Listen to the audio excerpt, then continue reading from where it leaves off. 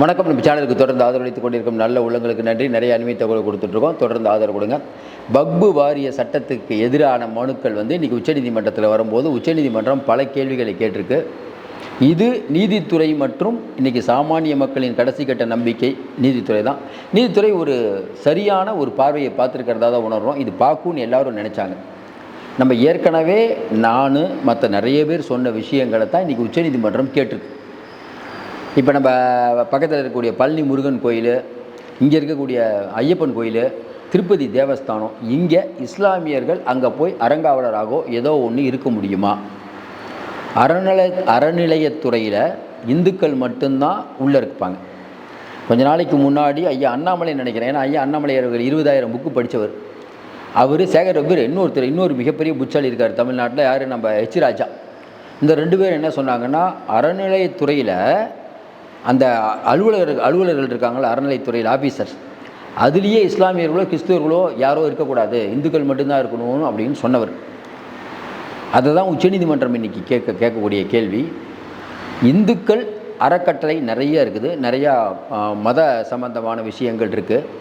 அங்கெல்லாம் இஸ்லாமியரோ கிறிஸ்துவரோ உள்ளே நுழைய முடியுமான்னு கேட்டிருக்காங்க. நல்ல பாயிண்ட். ஒரு அரசாங்கம் அப்படிங்கிறது மக்களுடைய மதத்தில் உள்ளே நுழைய முடியுமா?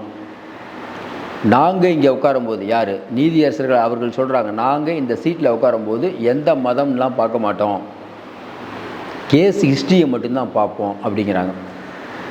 இந்த நேரத்தில் நம்ம இன்னொன்று சொல்லணும். கேஸ் ஹிஸ்ட்ரியை மட்டும் பார்ப்போம் அப்படின்னு சொல்லும்போது, கடந்த காலத்தில் ஏற்கனவே சந்திரசூட் அவர்கள் இருக்கும்போது இதே உச்சநீதிமன்றம் நம்பிக்கையின் அடிப்படையில் பாபர் மசூதி அப்படிங்கிற ஒன்றை அங்கே இடிச்சுட்டு அங்கே ராமர் கோயில் கட்டுறது சரி, 2 பேருக்கும் இந்தந்த இடம் அப்படிங்கிறது நம்பிக்கையின் அடிப்படையில் இதே உச்சநீதிமன்றம் கொடுத்தது. எந்த நீதியரசர்கள் இந்த உத்தரவு போட்டாங்கிற கையெழுத்தே இல்லை இந்திய வரலாற்றில் முதல் தடவையாக.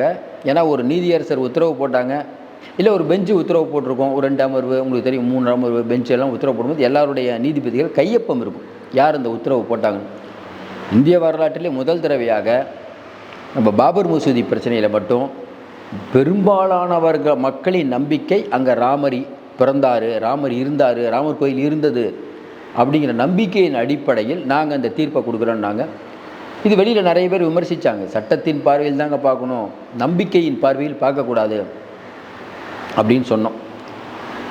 இன்றைக்கி எல்லோரும் பயந்துட்டு இருந்தாங்கன்னா, ஐயோ இன்றைக்கி வக்பு வாரிய சட்டத்துக்கு இல்லை மத்திய அரசு செஞ்சது சரி, ஒன்றிய அரசு செஞ்சால் சரி அப்படின்னு உச்சநீதிமன்றம் சொல்லிட போகுதோ அப்படின்னு நினைக்கும்போது உச்சநீதிமன்றம் பல்வேறு கேள்விகளை கேட்டிருக்காங்க. ரொம்ப முக்கியமான கேள்விகள் எல்லாமே. அறநிலைத்துறையில் இந்துக்கள் இருக்க முடியாது, ஆனால் வக்புல மட்டும் இந்துக்கள் உள்ளே வரலாங்கிறது எந்த விதத்தில் சரி? 1. 16ஆம் 17ஆம் நூற்றாண்டுகளில் வக்பு சொத்துக்கள் இருந்தன. பிரிட்டிஷ் ஆட்சி காலத்திலேயே வக்பு சொத்துக்கள் இருந்தன. இப்போ துஷார் மேத்தா அவர் தான் ஆஜரானார் ஒன்றிய அரசுக்கு சார்பாக. அவர்கிட்ட கேட்குறாங்க, ஒரு சொத்து வக்புது அப்படின்னு முடிவாயிடுச்சுன்னு வச்சுக்கோங்களேன். இப்போ இந்த புதிய சட்டத்தின் பிரகாரம் அது வக்பு சொத்து இல்லைன்னு அதை எடுத்துக்குவீங்களான்னு கேட்குறாரு. இது ரொம்ப முக்கியமான பாயிண்ட்டு. ஏன்னா இவங்க என்ன சொல்கிறாங்க, தமிழ்நாட்டில் பாருங்கள், ஒரு இடத்துல ஏரியா ஃபுல்லாக கோயிலெலாம் பார்த்தீங்கன்னா கோயில் நடத்தலாம் வக்பு சொத்து ஆகிட்டாங்க. உங்களுக்கு டெல்லியில் பார்த்தீங்கன்னா பல இடங்கள் பார்த்தீங்கன்னா வக்பு சொத்து தான். ஏன்னா இப்போ என்ன சொல்கிறாருன்னா, யார் நம்ம அந்த பிஜேபி தரப்பில், அதாவது பிஜேபின்னா தான் ஒன்றிய அரசு தரப்புலன்னா பிஜேபி தானே, இல்லை சொன்னால் இவங்க நாடாளுமன்றத்தையே வக்பு சொத்துன்னு சொல்லுவாங்க. உண்மையிலேயே பல கட்டடங்கள் டெல்லியில் இருக்கக்கூடிய பல கட்டடங்கள் இன்றைக்கும் வக்பு சொத்துக்கள் தான். ஏங்க பாபர்லேருந்து அக்பர்லேருந்து எல்லாம் ஆண்டிருக்காங்க. அப்போ நிறைய சொத்துக்கள்லாம் கிடச்சிருக்காதா? இப்போ என்ன இவங்க சொல்ல வராங்கன்னா, இல்லை ஏற்கனவே இப்போ கஜினி முகமது 18 தடவை படையெடுத்தார். உடனே இவங்க 18 தடவை படையெடுத்து இங்கே இருக்கக்கூடிய செல்வத்தெல்லாம் தூக்கிட்டு போயிட்டாங்க, பல நாடுகளுக்கு தூக்கிட்டு போயிட்டாங்க. அரேபியாவிலேருந்து ஐரோப்பியாவிலேருந்து எல்லாத்துக்கும் தூக்கிட்டு போயிட்டாங்க. அந்த ஐரோப்பிய நாட்டிலேருந்து திரும்பி வாங்கணும் அப்படின்னு அந்த கவர்மெண்ட்டுக்கு லெட்டர் எழுத முடியுமா? என்ன அவங்க பேசிகிட்டு இருக்காங்க நமக்கு ஒன்றும் புரியலையே. இந்த வக்பு சட்டம் அப்படிங்கிற ஒன்று தேவையில்லாமல் ஒரு மத பதற்றத்தை உண்டாக்கியிருக்கிறது. நீங்கள் உச்சநீதிமன்றம் ரொம்ப தெளிவாகவே கேட்குது. இந்த கேள்விகள் எல்லாம் உச்சநீதிமன்றம் கேட்குது.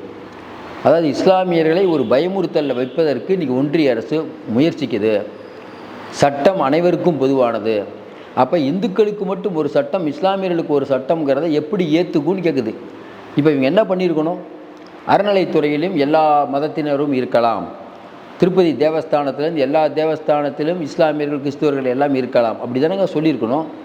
இஸ்லாமியர்களுக்கு மட்டும் அப்படிங்கிறது எந்த விதத்தில் சரியான வாதம் ஒன்று. இன்னொன்று, இன்றைக்கி அதுவும் கேட்குறாங்க, இப்போ இந்த ஜிம்மா மசூதி இதெல்லாம் நீங்கள் உரிமை கோருவீர்கள், ஜிம்மா மசூதி தாஜ்மஹால் இதுக்கெல்லாம் உரிமை கோருவீர்களா? இல்லைங்க, புராதன சின்னங்களுக்கெல்லாம் பாதிப்பு வராதுங்கிறாங்க. நம்ம என்ன கேட்குறோம், ஒருவேளை புராதன சின்னம் இவங்க சொன்ன மாதிரி வக்பு வாரிய சொத்து இல்லை, அதாவது வந்து இந்துக்கள் சொத்துன்னு இவங்க சொல்கிற மாதிரி இருக்குதுன்னு வச்சுக்கோங்களேன். அப்போ வந்து ஜிம்மா மசூதி இடிச்சிருவீங்களா? தாஜ்மஹாலை இடிச்சிருவீங்களா? கொஞ்சம் யோசனை பாருங்களேன், இவங்களுடைய எண்ணம் என்ன? ஏன் இவங்க எண்ணம் என்னன்னு நம்ம கேட்குறோம்னா, ஒருவர் இறந்துட்டார், அவருடைய அடக்கம் பண்ணியிருக்காங்க, அதை தோணுனா என்னங்க இருக்கும்? 500 வருஷத்துக்கு அப்புறம் தோணுனா, 1000 வருஷத்துக்கு அப்புறம் தோணுனா என்ன இருக்கும்? எலும்பு கூட இருக்காது. அவுரங்கசீப்போடைய கல்லறையை தோன்றன்னு கடப்பாறை எடுத்துகிட்டு போனவங்க தானே விஹெச்பி ஆளுங்க. மகாராஷ்டிராவில் இவங்க கவர்மெண்ட் இருக்குங்கிற ஒரே காரணத்துக்காக கொஞ்சம் யோசிக்க முடியுங்களா? இன்னொன்று கேட்டிருக்காங்க, வக்பு சொத்துக்கள் எது என்பதை இப்போ இருக்கக்கூடிய பிஜேபி தான் முடிவு பண்ணி சொல்லுமான்னு கேட்குறாரு. ரொம்ப முக்கியமான பாயிண்ட். அப்போ எந்த சொத்து எதுன்னு சொல்லிட்டு ஒன்றிய அரசு தான் முடிவு பண்ணுமா? அப்போ என்ன வேணால் சொல்லலாமே. இல்லைங்க, இதெல்லாம் வக்பு சொத்து இல்லைங்க, இது அந்த சொத்து இல்லைங்க, ஏன்னா எல்லா டாக்குமெண்ட்டும் அவங்ககிட்ட தான் இருக்குது. நல்லா ஞாபகப்படுத்தி பாருங்கள், அண்ணாமலை அவர்கள் கச்சத்தீவை பற்றி பேசுகிறாரு, உடனே அந்த கச்சத்தீவுடைய வரைபடம் கிரைப்படம் எல்லாம் அவருக்கு கிடைக்குது. எப்படி? ஒரே நிமிஷத்தில் கிடைக்குது. எப்படி? எல்லாம் ஒன்றிய அரசு கொடுக்கறது தான். அப்போ இன்றைக்கி இருக்கக்கூடிய சூழ்நிலையில் வக்பு சொத்து அப்படிங்கிறத முடிவு பண்ணக்கூடியது இன்றைக்கி இருக்கக்கூடிய ஒன்றிய அரசு அப்படிங்கும்போது அது சரியான ஒரு முடிவாக இருக்காது. இன்னொன்று, நீதிமன்றம் பல வழக்குகளை சந்திக்குது, அவங்களுக்கு நிறைய வேலை இருக்குது. ஒவ்வொரு ஊர்லேயும் பாருங்கள், இது வக்பு சொத்து இல்லை, இந்த இடத்த நாங்கள் கை வைக்க போகிறோன்னு ஆரம்பித்தா இந்தியா முழுக்க என்ன ஆகும் நிலவரம் கொஞ்சம் யோசனை பாருங்கள். டெல்லியில் ஆரம்பிக்கிறோம், தமிழ்நாட்டில் ஆரம்பிக்கிறோம், அதாவது பிஜேபி எங்கெங்கெல்லாம் வளரலையோ அங்கெல்லாம் இந்த பிரச்சனை ஆரம்பிப்பாங்க. தமிழ்நாட்டில் பாருங்கள், இந்த கோயிலுக்கு சொத்து இருக்குது பாருங்கள், அந்த கோயில் சொத்தெல்லாம் வக்பு வாரியமாக ஆக்கிரமிச்சிருக்காங்க, இதற்கு ஆண்டு கொண்டு இருக்கக்கூடிய திமுகவும் உடந்த அப்படின்னு ஆரம்பிப்பாங்க. இப்போ இது ஆரம்பிக்கல, உங்களுக்கு கொஞ்ச நாளைக்கு முன்னாடி திருப்பரங்குன்ற மலையை எப்படி ஆரம்பித்தாங்க? ஒன்றுமே காலங்காலமாக நடந்துகிட்ருக்கிற விஷயத்தை பெரிய விஷயமாக்கி அதை டெவலப் பண்ணது யார்? கொஞ்சம் யோசனை பாருங்கள். இன்னொன்று, வக்பு வாரியத்தில் இஸ்லாமியர்கள் மட்டுமே உறுப்பினராக இருக்க வேண்டும் உச்சநீதிமன்றம் சொல்லுது. அவங்க கேட்குறது சரிதானே, இஸ்லாமியர்களை மட்டும் உங்கள் கருத்தில் அனுமதிப்பீங்கன்னு கேட்குறாங்க. மறுபடியும் இந்த மாதிரி பலவிதமான விஷயங்கள் கேட்கும்போது ஒரு விஷயம், இப்போ உச்சநீதிமன்றம் வந்து ஒன்றிய அரசுக்கு நோட்டீஸ் அனுப்பியிருக்காங்க. இது எதிர்பார்த்ததான்னா பிஜேபி இதெல்லாம் எதிர்பார்த்தது. அவங்க என்ன நினைக்கிறாங்க, சார் நாட்டில் ஏதோ ஒரு விஷயம் டைவெர்ட் பண்ணிக்கிட்டே இருக்கணும், அவங்கள வந்து ஒன்றுமே பண்ணல, அந்த விஷயத்தை நீங்கள் கேட்கக்கூடாது, கேள்வி கேட்கக்கூடாதுங்கிறதுக்காக இந்த முடிவை ஒன்றிய அரசு எடுத்திருக்காங்க. இது எல்லாருக்கும் தெரியும், மிக மிக தவறான முடிவுன்னு. இங்கே இருக்கக்கூடிய பல கட்சிகள் அதற்கு துணை போகுதுங்கிறத வேதனையிலும் வேதனை. வக்பு வாரியத்துக்கு எதிர்த்து போய் ஓட்டு போட்டது அதிமுக, பாராட்டுறோம். ஆனால் வக்பு வாரியத்துக்கு எதிராக போராட்டம்லாம் நடத்தலை. அது விஜய் எழுப்புறாரு, இவங்க எழுப்ப மாட்டுறாங்க. இங்கே இருக்கக்கூடிய நயினார் நாகேந்திரன் மாநில சுயாட்சியா அதெல்லாம் கேட்கக்கூடாது, நாட்டு பிரிவினை ஆகிருங்கிறார். நயினார் நாகேந்திரனை பற்றி என்ன சொல்லணும், அவருக்கெல்லாம் மினிஸ்டர்லாம் ஏன் அதிமுகவில் கொடுத்தாங்கன்னு தெரியல. இப்படி ஒரு சங்கி ஆகிட்டார் பாருங்க. ஒன்றா அவர் சொல்கிறார், நயினார் இல்லை நான் ஆர்எஸ்எஸோடைய முகாமுக்கு போனேன், புத்துணர்வு பெற்றேன்கிறார். ஆர்எஸ்எஸ் முகாமில் என்னங்க சொல்லியிருப்பாங்க, அதில் போய் புத்துணர்வு ஒருத்தர் பெற்றிருக்காருன்னா அவரை பற்றி நம்ம என்ன புரிஞ்சுக்கிறது? மொத்தத்தில் நமக்கு என்னங்க, பிஜேபிங்கிற கட்சி தமிழ்நாடு வந்தால் தமிழ்நாடு நாசம், இந்தியாவை நாசமாக ஆக்கிருச்சு. இப்போ இந்த வழக்கெல்லாம் பார்த்திங்கன்னா நீதியரசர்கள் இன்றைக்கி சரியான கேள்வி கேட்டிருக்கு. இதில் மட்டும் முடியாதுங்க. அடுத்து என்னது, கிறிஸ்டின் மிஷினரி. கிறிஸ்துவர்கள் இந்தியா முழுக்க எவ்வளவு கல்வி நிறுவனங்கள் நடத்துகிறாங்க, அந்த கல்வி நிறுவனங்கள் யார் பேரில் இருக்குது, அந்த கல்வி நிறுவனங்களுக்கு சொத்து எப்படி வந்தது, இதெல்லாம் எடுப்பாங்க. பார்த்திங்கன்னா மிகப்பெரிய விளைவுகள். அது இது கிறிஸ்துவர்களோடு முடியாது. கிறிஸ்துவர்கள், சீக்கியர்கள், பௌத்தர்கள் இதுக்கு முடிவே இல்லை. எல்லாத்தையும் தாண்டி இன்றைக்கி ஒற்றுமையாக வாழ்ந்து கொண்டிருக்கக்கூடிய சமுதாயத்தில் ஒரு மிகப்பெரிய நஞ்சை விதைக்கிறார்கள். மறுபடியும் சொல்கிறோம், இவங்க ஜெயிக்கணும் அப்படிங்கிறதுக்காக எந்த எல்லைக்கும் போவார்கள். மற்ற மாநிலத்தில் ஏற்பட்டக்கூடிய மதக்கலவரத்தை இன்னும் ஊக்குவிப்பதற்கு இந்த வக்பு, தமிழகத்தில் இதை பெருசாக்கிறதுக்கு தான் வக்பு. அதனால தான் நாடாளுமன்றத்தில் அமித்ஷா பர்டிகுலராக தமிழ்நாட்டை பற்றி பேசினார். அந்த ஊரில் இருக்குது சார், அங்கொன்று இங்கொன்று மாதிரி சில தவறுகள்லாம் நடக்கலாம் சார், ரொம்ப வருஷமாக அதெல்லாம் பஞ்சாயத்து தான் பண்ணிகிட்டு இருக்காங்க. இதை ஒரு பெரிய விஷயமாக்குவது அப்படிங்கிறது மோடி அமித்ஷாவின் கொடூர புத்தியை காட்டுகிறது. நியாயமுள்ளவர்கள் சிந்திக்க வேண்டும். ஒரு மதத்தில் இன்னொரு மதத்தினரை உள்ளே சேர்க்கறது அப்படிங்கிறது நீங்கள் சொல்கிற மாதிரி சரியாக இருந்தால், உங்கள் திருப்பதி தேவஸ்தானத்தில் இஸ்லாமியர்களை சேருங்க, நாங்கள் அதுக்கு ஒத்துக்கிறோம். எல்லாருக்கும் நீங்கள் தான் சொல்கிறீங்க, அதை முதல்ல நடைமுறைப்படுத்தி ஒரே நாடு ஒரே தேர்தல் பொது சிவில் சட்டம் நீங்கள் தான் சொல்கிறீங்க, அந்த சிவில் சட்டத்தை இதுக்கான அமுல்படுத்துங்க. அதனால் ஒன்றிய அரசு அப்படிங்கிறதுக்கு ஒரு பெரிய ஒரு இடி இறக்கியிருக்காங்க உச்சநீதிமன்றம். ஆனால் இதில் பற்றிலாம் அவங்க கவலைப்பட மாட்டாங்க, அவமானம் பற்றி கவலைப்பட மாட்டாங்க சார். கவர்னரை எந்த அளவுக்கு கேவலமாக உச்சநீதிமன்றம் பேசுகிறாங்க. ஏப்பா நீ சும்மா தான் உட்காந்துருக்க, 3 மாதத்துக்குள்ளே முடிவு எடுக்கணும். ஜனாதிபதிக்கே டைம் கொடுக்குறாங்க. இதனால் அவங்க வந்து ஆளுநர் வந்து ஏதாவது ஐயோ இந்த மாதிரி சொல்லிடுச்சே, நம்மளை இந்த மாதிரி அசிங்கப்படுத்திச்சே, ரிசைன் பண்ணுறேன்னு சொல்லுவார்னு நினைக்கிறீங்க? தமிழ்நாடு மக்கள் சொல்லுவாங்க. அவர் ஏங்க ரிசைன் பண்ண போகிறாரு? அவர் முதலமைச்சர் கேண்டிடேட்டாக நிற்க போகிறாராமே பீகாரில். முதல்ல அப்படி தான் நடிச்சிட்டு இருந்தார், பீகாரில் முதலமைச்சர் கேண்டிடேட்டாக நிற்கலான்ட்டு. அதனால் ஆளுநர் ஒரு விஷயம் முடிவு பண்ணிட்டார், தமிழ்நாடு மாதிரி ஒரு இடம் கிடைக்காது சொகுசாக இருக்கிறதுக்கு. அதனால் இவர் எவ்வளோ அசிங்கத்தை கூட தாங்கிக்குவார்.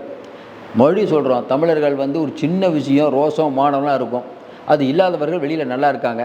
அப்படி தான் ரோசமானத்தை விட்டு நல்லா இருக்கணுங்கிற அவசியம் தமிழர்களுக்கு இல்லை. யார் நல்லவர்கள்? தமிழர்களுக்கு வந்து ஆளுநர் ரவி மாதிரி ஆட்கள்லாம் வந்து புத்தி சொல்ல வேண்டிய அவசியம் இல்லையே, நம்ம உறுதியாக நம்புகிறோம். மற்றபடி இந்த வக்பு விஷயத்தில் இன்றைக்கி ஒரு நல்ல உத்தரவை தான் உச்சநீதிமன்றம் இருக்காங்க. இவங்க நோட்டீஸ்க்கு பதில் சொன்னாலும் இந்த பிரச்சனை இத்தோடு முடியாதுன்னு தான் நம்ம நினைக்கிறோம். இது திமுக தாவேக்காலம் போட்ட வழக்கு தான். அவர்களுக்கும் நம்ம இந்த நேரத்தில் நன்றி சொல்கிறோம். மீண்டும் சந்திப்போம். நன்றி, வணக்கம்.